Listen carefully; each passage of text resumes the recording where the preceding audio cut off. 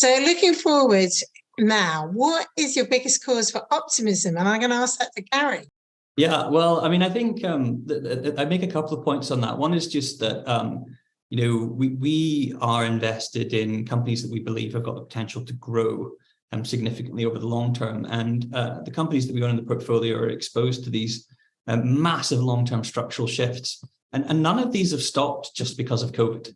These structural shifts in the economy are still underway, and it's still early. And I think there are going to be huge opportunities for companies that are willing and able to exploit those structural shifts, whether that's the shift to EVs or the digitization of healthcare, or the digitization of the financial services industry, just to give you a few examples. That's one.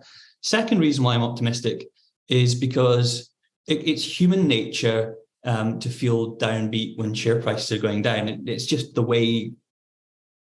Like it's normal to react that way, but it's not necessarily rational to react that way. I think, so long as your confidence in the long-term fundamentals remains intact, lower share prices ought to be a reason to be optimistic about the future, because you're getting exposure to the future cash flows of these businesses at lower prices. And so I'm optimistic because of that too.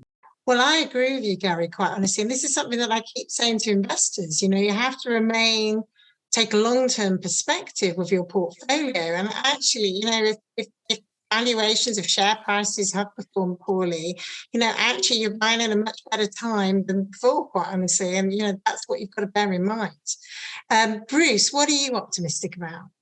Well, I'm optimistic that maybe we might get a sense of perspective returning to financial markets, because we've had a period where valuations were really quite excessive relative to the fundamentals of what was going on. If investors become a bit more rational and bond prices are priced by the market and not just by central banks anymore, we might get a much greater period of stability in the broader market, which will enable us to hopefully deliver the investment mandate without having to take too much risk, because dividends, are very important in people's lives in terms of regular monthly or regular quarterly income. And we want to take advantage of being able to grow the income, and hopefully we'll get that kind of environment going forward as companies become more comfortable with increasing their payouts to shareholders. Absolutely. And Bruce, you've got a great record of dividend increases yourself at Murray International, haven't you? Is it around, I want to say 17 years?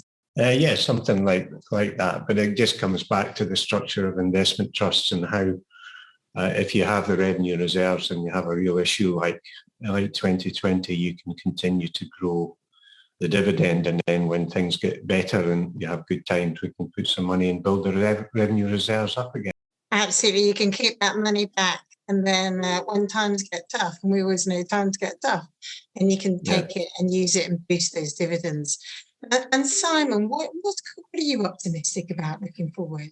What we're hopeful for is that we are past the peak in some of the inflationary pressures. Particularly, you've seen the oil price come down, you've seen many of the commodity costs come down, freight rates, and that could lower the pressure on central banks to keep raising interest rates, and you could see a change in sentiment. I think the other thing that is probably even more important than that is that valuations in the market, particularly in UK equities, are low. The UK stock market is lowly priced compared to its history, lowly priced compared to other markets in the world. And within that, there's a huge dispersion of valuations between high and low valuations, which gives fantastic opportunities for stock pickers. So we're able to find lots of really good quality businesses trading at unusually depressed valuations. And that's always exciting as a stock picker. Absolutely. That's what you want to be doing, isn't it? Definitely buying those good quality companies at a low price.